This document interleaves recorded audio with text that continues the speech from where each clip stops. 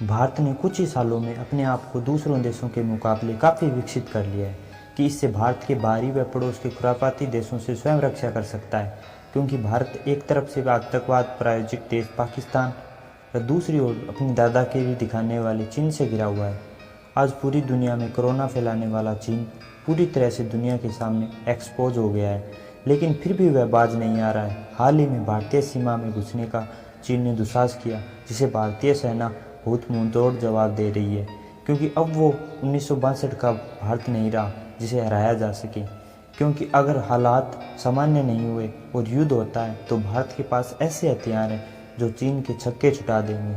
क्योंकि युद्ध में भारत के 5 ऐसे हथियार हैं जो चाइना को पीछे हटने के लिए मजबूर कर देंगे, जिसमें पहला हथियार अपाचे हेलीकॉप्टर आता है, जो दुनिया का सबसे खतरनाक हेलीकॉप्टर है, जो 2 मिनट में एक साथ 1200 राउंड फायर करता है और साथ में 80 रॉकेट एक साथ लॉन्च कर सकता है, जिसमें दुश्मन बहुत जल्द अपने घुटनों पर आ जाएगा। जबकि साथ में रात के अंधेरे में भी इसका उपयोग किया जा सकता है, जो कि सबसे बड़ी इसकी खासियत है। इसके बाद राफेल का नाम आता है, जो 19 साल के लंबे अंतराल के बाद सितंबर में भारत को मिल जाएगा। इसके बाद दुश्मन की खैर नहीं होगी, क्योंकि इस फाइटर जेट की तुलना 5वीं पीढ़ी के FM-35 से की जाती है, जो हर हालात से निपटने के लिए एक ब्रह्मास्त्र साबित होगा, जो अभी भारतीय सेना को मिलने ही वाला है। तीसरे नंबर पर जिस हथियार का नाम आता है, उसका नाम सुनते ही दुश्मन कांपता है, जिसका नाम S-400 है, जो दुश्मन मिसाइल को पल भर में ही हवा में ही नष्ट कर देगा। जिससे सबसे बड़ी बात यह है कि अगर हमारे देश पर न्यूक्लियर अटैक होता है तो यह सिस्टम उसे हवा में ही नष्ट कर देगा, क्योंकि इसकी पहली खेप भारत को अब कुछ ही दिनों में मिलने वाली है। इसे भारत ने कुछ ही दिनों पहले रूस से खरीदा था।